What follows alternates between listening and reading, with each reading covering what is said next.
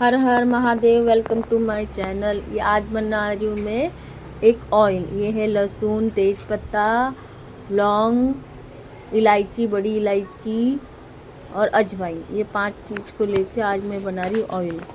हमें लेना है सरसों का ऑयल, और सरसों का ऑयल को अच्छे से गर्म हो जाए तो उसके अंदर ये सारा सामान डालना है। अपने हिसाब से जितना तेल लेंगे तो उसमें थोड़ा थोड़ा सा, जैसे चाय बनाते हैं उस हिसाब से आपको बनाना है।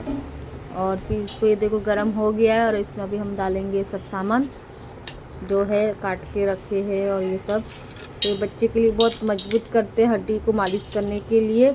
आप लोग को एक साथ में डालना, एक साथ में भी डला सकते हैं। और ये बहुत फ़ायदा है। जैसे अभी सर्दी चल रहा है, खांसी हो रही है सबको, बच्चे लोग को, और जैसे बारिश में मौसम चेंज हो रहा है, सर्दी खांसी सबको हो रहा है, तो ये मालिश करेंगे। बड़े लोग भी कर सकते हैं, और छोटे बच्चे के लिए तो बहुत ही अच्छा है। दवाई से ज़्यादा ये फ़ायदा करता है। आप लोग देख सकते हैं, ये सब मैंने डाल दिया है।